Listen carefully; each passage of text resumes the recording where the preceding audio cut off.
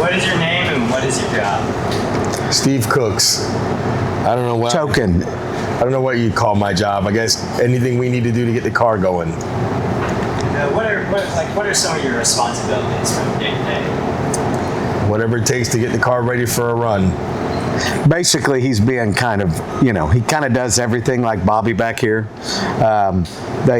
From taking care of the rig to driving the rigs there to the places to, he does top end. That was top end on the motor with Bobby.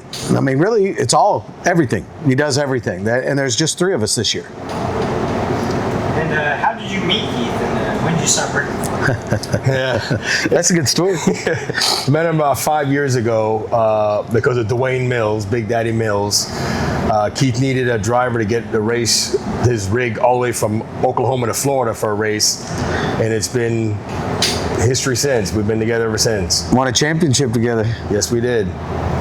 What is it like working for him? Awesome. Could not ask to work for a better guy. Nah, I appreciate that. True story. I'm a little OCD, but other than that, everything's good. But it's a good OCD. I like it to be nice like he does. What originally got you into drag racing? Street racing, pretty much like everybody else. And what made you work in drag racing? The opportunity came about, so. And has working in drag racing changed your perspective of the sport at all? Not really, but you get to appreciate, everything that's involved. Because when you're a spectator or whatever, you think it's all fun and games. People are like, it must be nice to be able to go racing all the time. It's a lot of work. People don't realize how much is involved in it until you actually have to do it. Then you realize it's a lot of work. And where did you learn the skills that you need for this job? On-the-job training. Sometimes you have people who take the time to explain to you how things work. Brandon Schweitzer, or I'll tell Bobby something, and instead of just telling somebody how to do it, you explain to them why you do it that way. And there's times that there'll be something that we're doing that I'll be like, what do you think? And he'll have a different idea, and his idea sometimes is even better than the original idea, or works just as well. So we typically bounce ideas off each other, so we don't always have one mind. Our mind's not just set one way. We're always willing to try something different. And how does the crew help Keith get ready for the race?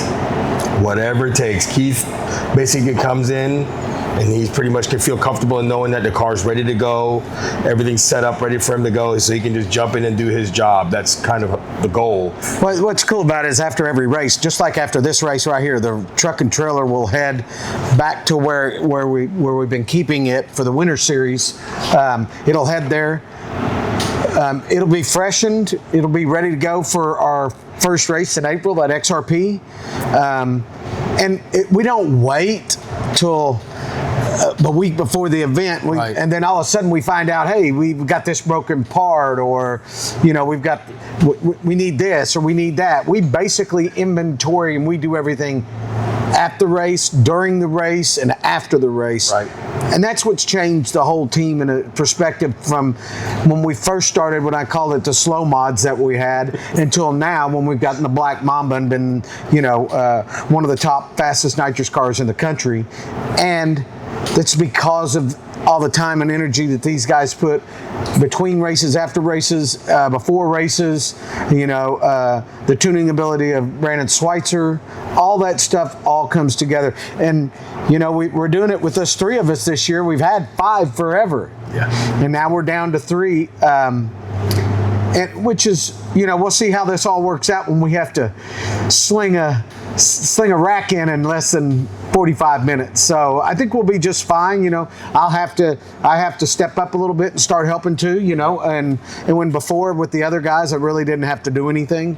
Go put on my driver's suit, get in the car and let go of the button and write the checks. Right, that's true. Pretty much what they said to do. But the one thing about Steve and Bobby, they care about my stuff as much as I care about it. And that's something you don't get very often. Some don't, it'll fix itself, or we'll wait 6 months from now. No, they just fixed a water pump in the motor coach today because it was something, it's raining outside, and it's something that they were like, well, we just need to do it, Yeah, we got some downtime. Let's knock it out. Downtime, we fixed it. He spent, 5 days having, the company come over and ceramic coat the truck and the trailer. Always doing something. Magnets on the door so the doors stay shut. Put a new clock in. I mean, he's just always doing something to better our program. So having him has been pretty awesome.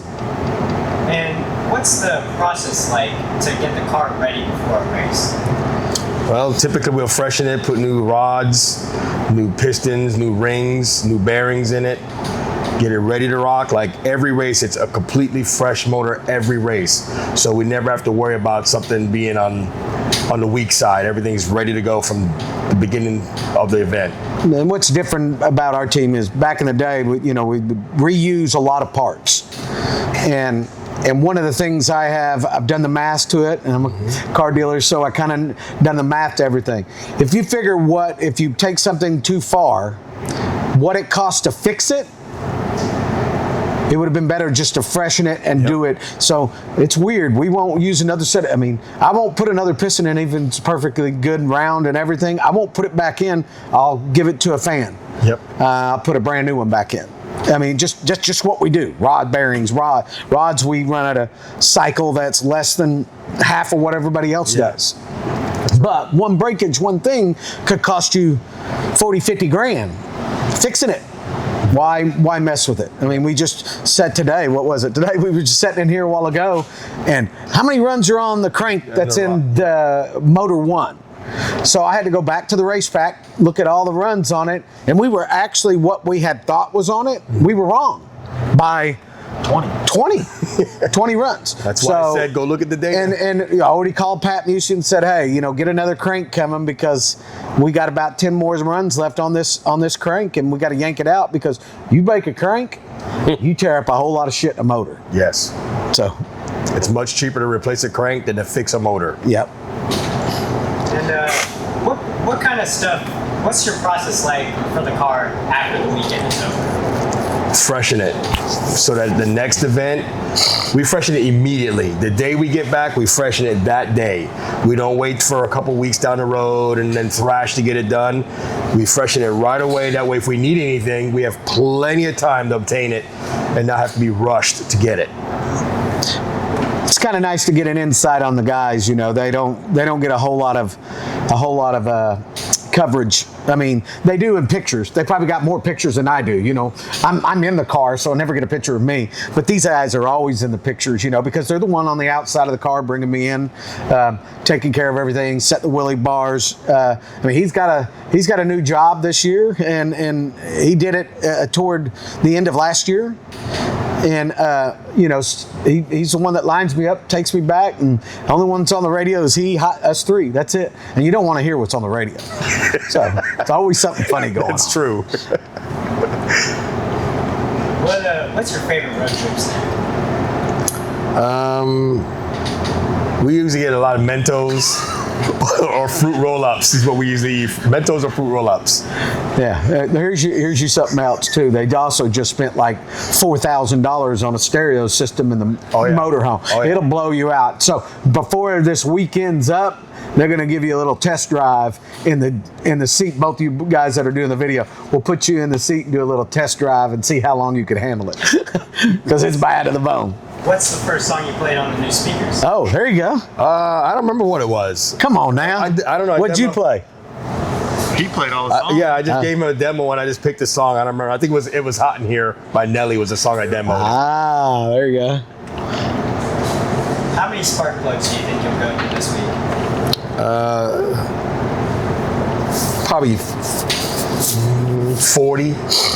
Huh? Spark plugs? Yeah, eight times. We may change them 5 times. We may change them less. It just depends on how hard you lean on it as to whether or not we're going to change the plugs or just run them again.